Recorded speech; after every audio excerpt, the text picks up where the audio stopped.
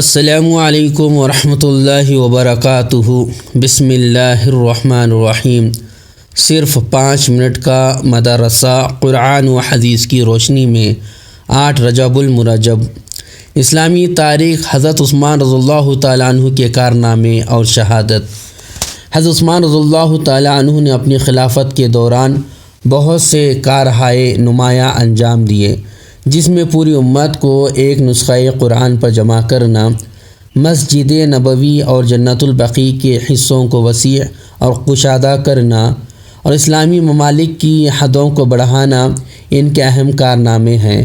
وہ اسلام اور مسلمانوں کی خدمات انجام دینے میں منہمک ہی تھے کہ منافقوں نے سازش کر کے مسلمانوں کو اندرونی اور بیرونی فتنوں میں مبتلا کر دیا۔ ان تمام فتنوں کو پھیلانے میں عبداللہ بن سبا نامی یہودی پیش تھا۔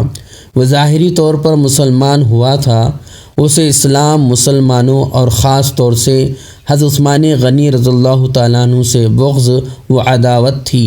مسلمانوں میں آپسی اختلاف پیدا کرنے کے لیے اس نے کوفہ، بصرہ، دمشق اور مصر کا سفر کر کے ایک بڑی جماعت کو اپنا ہم خیال بنا لیا۔ اس نے مصر وغیرہ کے علاقوں کے بہت سے اپنے ہم نماؤں کو مدینہ بھیجا، جس میں اکثر منافقین تھے۔ سیدھے سادھے مسلمانوں کو بہکا کر اپنے ساتھ کر لیا۔ یہ لوگ اس وقت مدینہ پہنچے جب اکثر صحابہ حج کے لیے مکہ گئے ہوئے تھے۔ انہوں نے مدینہ میں حضرت عثمان رضی اللہ تعالیٰ عنہ کے گھر کا محاصرہ کر لیا اور ان کا کھانا پانی بند کر دیا۔ آخر 18 ذی الحجہ سن 35 ہجری جمعہ کے دن قرآن کی تلاوت کرتے ہوئے حضرت عثمان غنی رضی اللہ تعالیٰ عنہ کو شہید کر دیا گیا۔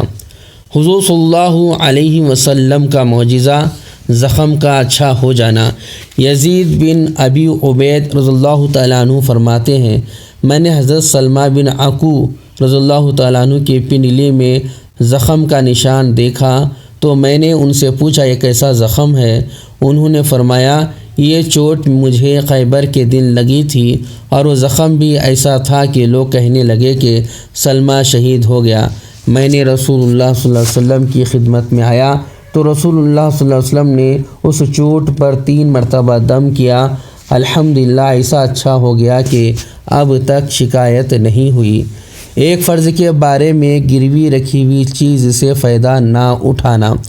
حضرت ابن مسعود رضی اللہ تعالیٰ عنہ کے پاس ایک شخص آئے اور کہا کہ ایک گھوڑا میرے پاس گروی رکھا گیا تھا، لیکن میں اس پر سوار ہو گیا، تو کیا میرے لیے گروی رکھے ہوئے گھوڑے پر سوار ہونا جائز ہے؟ حضرت عبداللہ بن مسعود رضی اللہ تعالیٰ عنہ نے فرمایا اس گھوڑے سے تم نے جتنا فائدہ اٹھایا وہ سود ہے۔ فائدہ گروی رکھی ہوئی چیز سے فائدہ اٹھانا جائز نہیں، اس سے بچنا ضروری ہے۔ ایک سنت کے بارے میں سونے سے پہلے کی دعا۔ رسول اللہ صلی اللہ علیہ وسلم جب سونے لگتے تو یہ دعا پڑھتے، اللہم بسمک اموت و احیا۔ ترجمہ، اے اللہ میں تیرے ہی نام سے مرتا ہوں اور جیتا ہوں۔ ایک اہم عمل کی فضیلت، سورہ یاسین پڑھنے کا ثواب۔ رسول اللہ صلی اللہ علیہ وسلم نے فرمایا ہر چیز کے لیے ایک دل ہوتا ہے، قرآن کا دل سورہ یاسین ہے۔ جو شخص سورہ یاسین پڑھتا ہے اسے 10 قرآن پڑھنے کا ثواب ملتا ہے۔ ایک گناہ کے بارے میں کنجوسی کرنا۔ قرآن میں اللہ تعالیٰ فرماتا ہے جو لوگ اللہ تعالیٰ کی عطا کردہ مال و دولت کو خرچ کرنے میں بخل کرتے ہیں، وہ بالکل اس گمان میں نہ رہیں کہ ان کا یہ بخل ان کے لیے بہتر ہے، بلکہ ان کے لیے بہت برا ہے۔ قیامت کے دن ان کے جمع کردہ مال و دولت کو توخ بنا کر گلے میں پہنا دیا جائے گا، اور وہ آسمان زمین کا مالک اللہ تعالیٰ ہی ہے، اور اللہ تعالیٰ تمہارے اعمال سے باخبر ہے۔ دنیا کے بارے میں موت کا آنا یقینی ہے۔ قرآن میں اللہ تعالیٰ فرماتا ہے تم جہاں کہیں بھی ہوں گے تم کو ہر حال میں موت آ پکڑے گی، چاہے تم مضبوط قلعوں میں محفوظ ہوں۔ آخرت کے بارے میں جنت کا درخت۔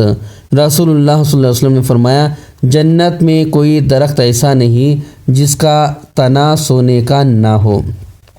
طب نبوی سے علاج، بڑی بیماریوں سے حفاظت۔ رسول اللہ صلی اللہ علیہ وسلم نے فرمایا جو شخص ہر مہینے 3 دن صبح کے وقت شہد کو چاٹے گا تو اس کو کوئی بڑی بیماری نہیں لگے گی۔ نبی صلی اللہ علیہ وسلم کی نصیحت۔ رسول اللہ صلی اللہ علیہ وسلم نے فرمایا، جب تم میں سے کسی کو غصہ آئے اور وہ کھڑا ہو تو اس کو چاہیے کہ بیٹھ جائے، بیٹھنے سے غصہ چلا جائے تو ٹھیک، ورنہ اس کو چاہیے کہ لیٹ جائے۔ اللہ تبارک تعالیٰ سے دعا ہے کہ اللہ تبارک تعالیٰ ہم ان باتوں پر عمل کرنے والا بنائے، ان باتوں کو یاد رکھنے والا بنائے۔ اگر میرے پڑھنے میں، کچھ کہنے میں کچھ بھی خطا غلطی ہو گئی ہو تو کمنٹس کے ذریعے میری اصلاح فرما دیں۔ السلام علیکم۔